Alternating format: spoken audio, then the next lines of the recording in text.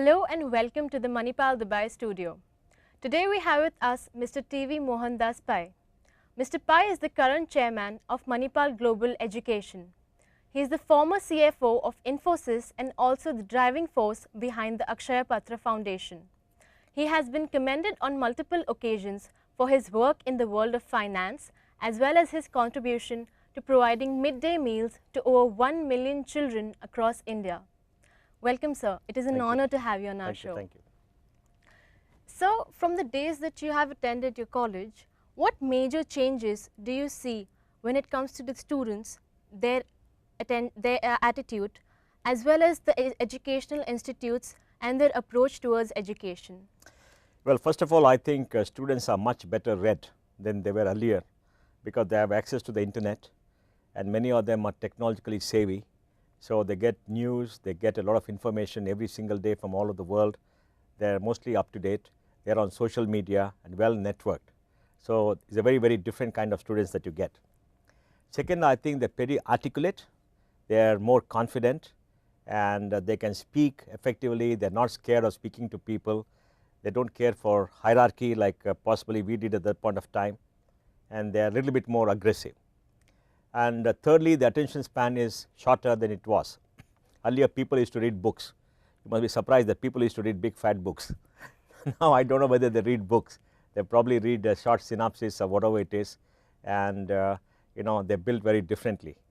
The next thing which I noticed very effectively is that people have a lot of choices, so they are not afraid to experiment. Much earlier when you were in college, you had very little choices. You became a doctor, you became an engineer, you become a chartered accountant, or you became a lawyer. Now students can become a dancer, a musician, a social media expert, you can become a techie, you can become a software engineer, you can become so many things. And the world has become a very large place for them to go somewhere and to be adventurous and to do many other things. So I think it's a couple of generations that have changed since the time I went to college, and I think that things are very, very different today compared to what it was when possibly India was a closed economy, the world was a much smaller place, life moved very slowly, and when I went to college, TV was just coming in. It's a long time ago, and the pace of life was very slow. But those days young people had ideology. You might ask, what is this ideology? People had ideology for socialism. They were all rebels, and the saying thing was that when you are young you are a socialist, as you grow older you become a capitalist. So people had ideology, they had some passion to argue, they wanted to fight for causes. Now I think this ideology is gone. People have become more individualistic, people have become more self-centered, and people possibly think of a group around themselves as against what we thought that we had to do for society. So I think things are very different. All right, sir. So what are the three most crucial values that students should imbibe to effectively chart their future as leaders of tomorrow? Well, first of all, I think students should have a problem solving attitude, because when you go out into real life, you become a manager or you work anywhere in the company or you become an entrepreneur, you will have to solve problems and challenges. You got to be innovative and creative. So the way you look at things has got to be very, very different. So I think developing a problem solving attitude, having a spirit of can do, and being very passionate and aggressive about achieving something in your life, having high energy is very essential for somebody to succeed in real life. The second thing you must do is to have a good network, because today we are in a consumer society, a marketing society, and being in a consumer society, marketing becomes all the more important, and innovation cycles are becoming shorter. It implies that new products and services come into the market, and market is very competitive and market is very global. In this situation, only people who are more creative, people who innovate faster are the ones that you will succeed, and for that you need to create a network of people. You need to know many more people around the world, create an active network so it becomes easier for you to succeed and do whatever you want, and the network has to be global as against a very localized network that you got to have. And third, I think is essential to have a value system in the students if you want to succeed in life. A value system based upon integrity, based upon honesty, based upon transparency, and based upon making sure that you keep your promises. And without the kind of integrity I do not think people will succeed for the long term. The world is losing its patience with people who lack integrity, and all around the world regulations and regulators are coming out with a system which seeks to punish people who transgress the line. So, no longer is cool to do things wrong just because you want to be wealthy or you want to succeed. So, I think good old fashioned integrity is something that students should have. I think these are the three things that should have: a problem solving attitude, a network of people all around the world which will help them do well, and a good value system. All right. So, the Indian higher education system is considered to be below par than most Western nations. So, what in your opinion should they be doing in order to launch our Indian universities so that they be at par with the other nations? Well, we have got to understand the way systems work. India has a very large higher education system. It has about 780 universities, 47,000 colleges, and 30 million young people in college. Every year about 8 million people join colleges. It is a very large system, and the system has grown from possibly 6 to 7 million about 15-20 years ago. So, in a short span of time, if the system has grown to be so large because there is a passion for higher education, there is an aspiration for higher education, no system can respond to give you high quality education, and public spending on education has not gone up in the same pace. 65% of students study in private colleges, and only 5 to 6% study in colleges which are funded by the government of India, rest by the states. And in the last many years, funding for our education has gone up in the central sphere, but not in the state sphere. So, it has been inadequate to meet the needs of people. So, in this situation quality will suffer, and also a new generation of young people have come to enter colleges. They are from poor circumstances, they struggle throughout their life, they come up the government school system, they have not been taught well, but they want a degree, they got high aspirations, and they are not highly finished products to go to college. So, you have got a variety of people to come into the system, and in this kind of a system it is very difficult to have the kind of quality that the West has. Even if you look at America, which has got maybe about 15 to 16 million students, the top 20% colleges are good, and that is what you hear about. You hear about the Harvard, the Yale, the Stanford, or the Carnegie Mellon. You do not hear about the great majority of colleges which are just as bad or as good as in India, because these top colleges have got great brands. You only think that everything is cool and everything is wonderful. It is a very developed country. So, if you look at people getting into the IITs or the institutes of management, the institutes of science, a lesser percentage of applicants get in there than in the United States. So, the top of India is very rigorous, the middle education institutions are fairly good, the bottom have a long way to go, and this is how it is going to remain, because we estimate, based upon a study that we did, by 2030 the total number of young people in colleges will go up to 70 million. It will be the largest higher education system in the world. It is the second largest in terms of students right now after China. It will overtake China in the next 3 to 5 years, and every year we have to produce something like 150,000 teachers, and we are not going to get these teachers because we produce only 35,000 PhDs, and a lot of PhDs are not of good quality because people do not want to go do a PhD. The last 20 years people have gone in the private sector, they have gone into good jobs, and teaching has not become such a big profession because people never got paid well. Now people are getting paid better in teaching, more and more people are coming, but it is going to take a long time. What we need to do is to look at the top 20% and see whether they are of an acceptable quality, and I think that is already happening in India. For example, there are 260,000 young Indians outside India, 125,000 in America, about 40,000 in Australia, 25-30,000 in the UK, and the rest in other places around the world. And I think the students going around is a very significant development. So, overall I would say that it is not as bad as what people think. Yes, we are not in the top 200 or the top 500, top 300, and the reason is that the rating mechanism done by the West is very different compared to the rating mechanism required for a country like India, because in a country like India you do not have too many foreign students coming, foreign faculty does not come in, and you have a social aspect to education because the government sector has 50% reservations for affirmative actions, and all these are not taken into account in countries outside India. So, when you compare apples and oranges, you inevitably think that you are not very good. But if you look at the products of these colleges, when they go to the United States and they compete with products of like universities, they do extremely well. So, there may be something very good in them. So, I am very optimistic that India will do well, but look at the numbers are enormous, and no country in the world in human history has created an education system of exceptional quality for such large numbers. Yes, sir. So what are your comments on the role of education in bringing about a tectonic change in the global socio-economic equation? Education is the biggest investment society can make in an individual, and for an individual the biggest investment an individual can make is in education, because through education you transform an individual with no knowledge into an individual who can think logically, who can act logically, who can be articulate, and who has a knowledge base, and this individual becomes very productive in a very globalized world which is based upon innovation, which is based upon knowledge, and which is based upon creativity. So I think education is extremely important for every single individual, and we have seen that an educated populace has a higher quality of life, an educated populace has a greater adherence to law, an educated populace has a lower growth rate and a longer lifespan. So education implies that you live your life very, very differently, you become a thinking, doing person compared to a person who can be easily exploited by others who have greater information than you.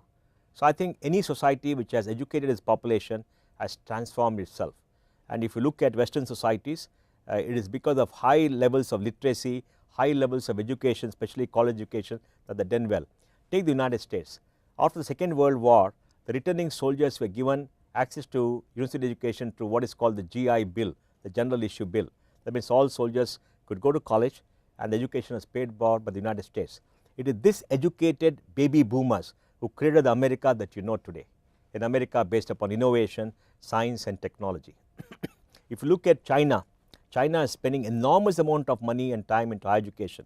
You look at Germany, Germany spends enormous amount of money into higher education, and about 70% of young people are college graduates in Germany, and Germany has become an industrial powerhouse. So also the erstwhile Soviet Union and the now Russia. So any society which has done well, which has developed because it has educated its population. So I think education is truly transformative for every society, and all societies have to invest in educating the populace.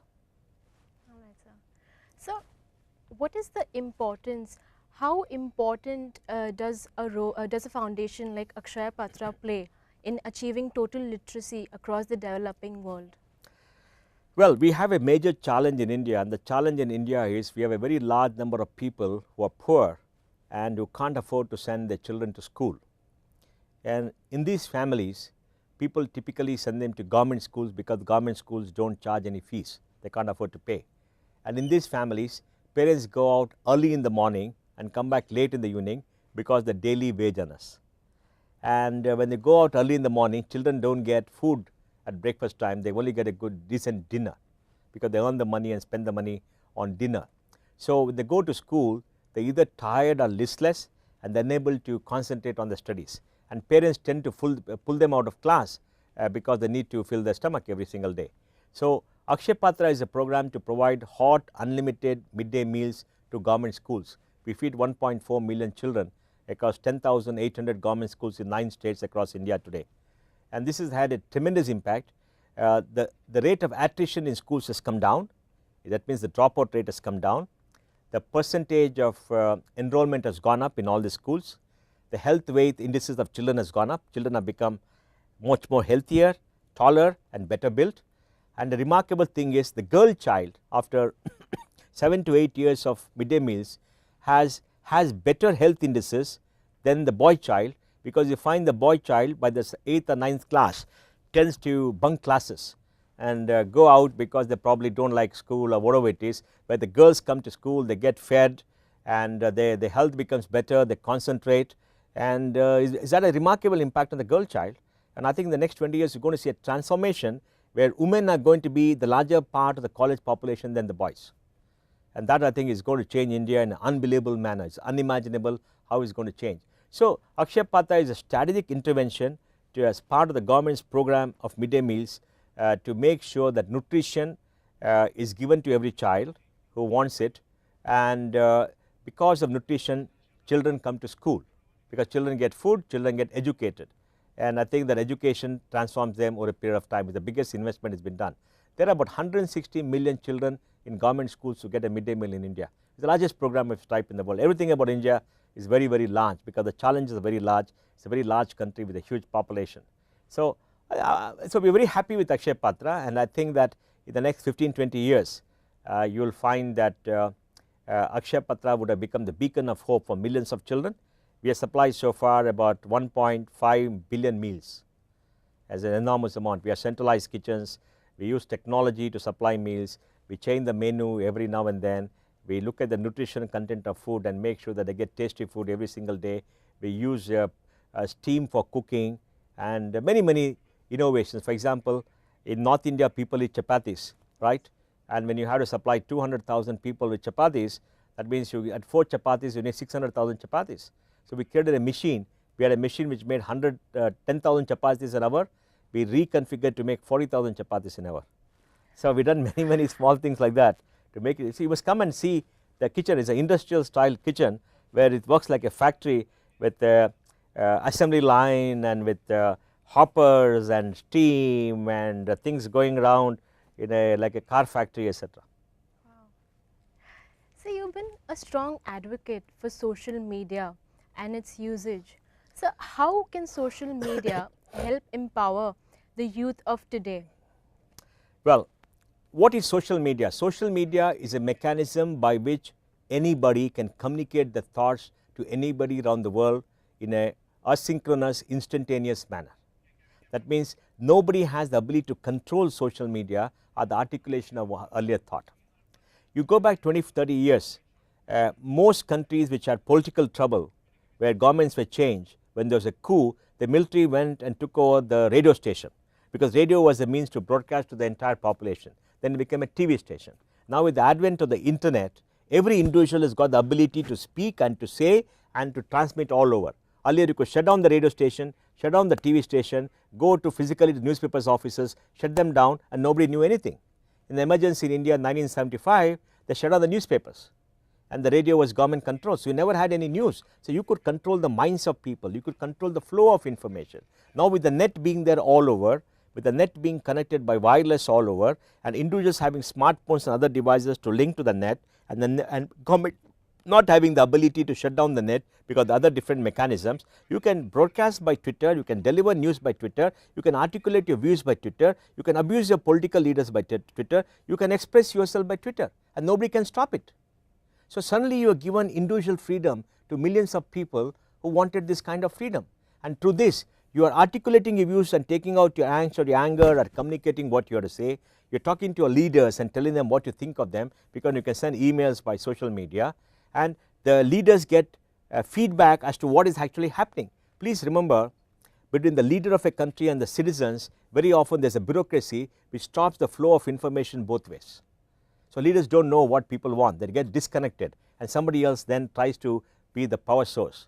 So, here you can communicate directly with the leaders. For example, with Prime Minister Modi, thousands or millions of people write to him, he gets to know the news immediately. Nobody can come in the way and give him some story that this is what is happening, that is what is happening, because they know the truth. They will take a photograph for some project and send it to him and say, hey, you know what, things are not working, or things are working very well, this is what you said 2 years back, this fellow has not done this work. So, imagine the freedom that people get. Social media is all about democratization all around the world. Social media is all about empowerment of people. Social media is all about communicating from people, and global leaders can communicate to other global leaders to social media.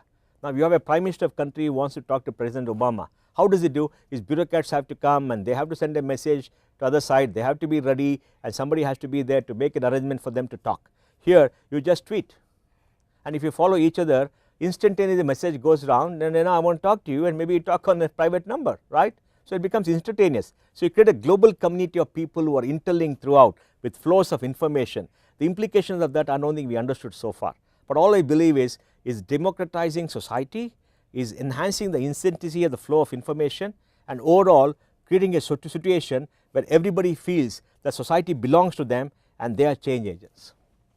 But some media, which till recently was seen as the fourth estate, today it's seen as a big bad wolf. So how can media, what do we do so that media will not be seen in such a bad light? Well, media had control over the thoughts of people and guided the thoughts of people in earlier era, all right.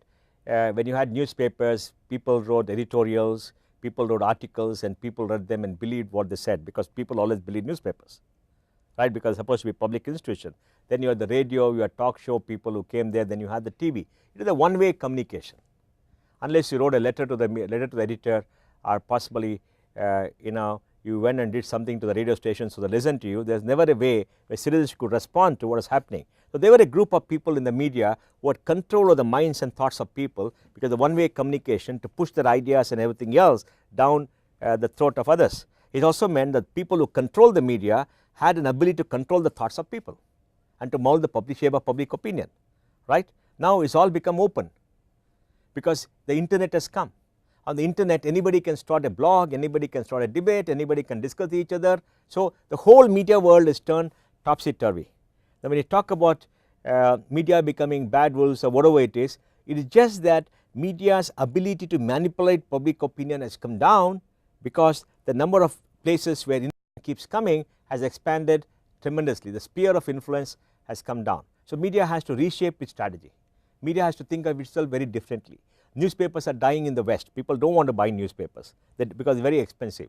People don't want to want to focus on certain things, and they can create their own newspaper on the web by using some apps. They can collect information from all over the place and create their own newspaper and get it at the time that they want. And through Twitter and social media, you are getting instantaneous information on events happening all around the world. Earlier you used to newspaper of the news that happened the previous day in some part of the world. You didn't know what it was. Now you know what it is. So how people respond to media, how media thinks of itself, and how media should respond is something that is now very nebulous and has to be thought through. But I believe that the media has to fundamentally change itself, and change itself from becoming a purveyor of news as it came, because news are now being purveyed by a lot of people, to people who analyze the news, and because of the expertise and the knowledge they are able to articulate a particular viewpoint and analyze. So the intellectual content of the news has to become higher rather than just dissemination of news. And this kind of a ability that some people had of taking certain stances and taking certain positions is getting diluted, because there are many other people who are going to write about the same thing with a very different point of view, and if people try to manipulate, they are all going to get exposed. So I think it's a very fascinating thing that is happening. I don't have an answer to which way it is going, what is going to happen, because right now is very nebulous. But the good news is there are maybe 3 or 4 billion people who are networked, maybe 5 billion people or 7 billion people who are networked. Very soon all the 6-7 billion people are going to get networked wherever you are, and any remote place, any place you are, you are going to be part of this network. And then media's ability to communicate with you when there is a media clutter is going to be very different. For example, India, there are 300 channels in the TV. Earlier there 1 channel, 2 channels, 3 channels, right. So media has got to be more individualistic rather than the mass who are forced to see. Media has to have something where each individual gets something that you want, and the revenue model and what they have to do, how they have to think, are something that has to be seen. So how do you think that the social media influences the education? Well, social media influences education in that it allows individuals to express an opinion, and to express an opinion they need to have an information base. Social media can give access to information by itself or through the web. Social media can create peer groups where people can exchange views and form cozy clubs between themselves, where people can contribute to whatever they want. And social media can also create specialization, because specialist groups can be set up, right. So social media is a part of the connection between content all around the world, people who form a small group and who have a particular interest in the content, and the individual who wants to do something extremely specialized. You understand? And you can create a global community all around the world of people who want to focus on certain things. So I will say the social media is part of the entire transformation of society in a globalized world, where people are getting interlinked and people are coming together in a very large way. So what are the key messages that you would like to share with our students at Manipal Dubai? Well, with Manipal Dubai, I just give a speech now in the robotics lab, and what I want to say is that all of you should have a problem solving attitude. You must have curiosity about the way the world is and how the world is going to be, and believe that you have the ability to change the world. And if you have a problem solving attitude, you tend to become more creative, you tend to become more innovative, and in the knowledge society where you are going to enter upon completing your college, your ability to succeed depends upon how innovative you are and how out of the box solutions you can think of and compete with everybody else. But competition is going to be very, very intense. The field is getting level and everybody is going to be part of the same global community instead of being part of a local community which is close to the outside world. So you need to have a problem solving attitude. And the second, you need to become much more innovative and creative, because if you have a me too attitude, you are like anybody else, you are going to lose out, because a lot of jobs are going to get automated. When a lot of jobs are going to get automated, much of the jobs that people doing with a repetitive, which was required because it had to be done in a particular way, will be done by technology. And once you do that, the need for the human being comes down.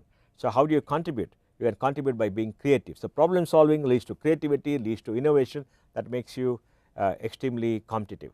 And then you must have global mobility. You should be able to go work anywhere with a very different industry because you have a problem solving attitude, etc. So, and you must have an ability to compete, and you must have an ability to articulate, to be heard, because we are in a consumer market and the world is becoming a consumer place where people have to talk, people have to market themselves. So I think you need to have the kind of skills of marketing yourself, traveling to other parts of the world, settling down and treating the whole world as your stage. And then you must develop the ability to relearn constantly to be on top. You just can't believe that you finish your education and now you're going to sit down and be comfortable, get a good job, somebody is going to pay you money 9 to 5 and enjoy your life or go for a big holiday. It's not going to work. Things are going to be very different. In Infosys, I used to work 12 to 14 hours a day, 24/7. I mean, that's the way, because we were all self motivated and self driven. We had to do it. We wanted to create a great company. We wanted to challenge ourselves. We wanted to fight the battle. We wanted to win again. We wanted to compete against the best in the world and be the best in the world. We wanted to set standards. So it was a passion that came from within. So you got to be very self motivated and self driven to succeed. And lastly, you have to have a value system. I mean, that's something that's very dear to us in Manipal, because I think Manipal is built upon a great value system, and the value system is what makes it sustainable, and value system makes it live longer. So sustainability depends upon the kind of values that you have and how you interact with society.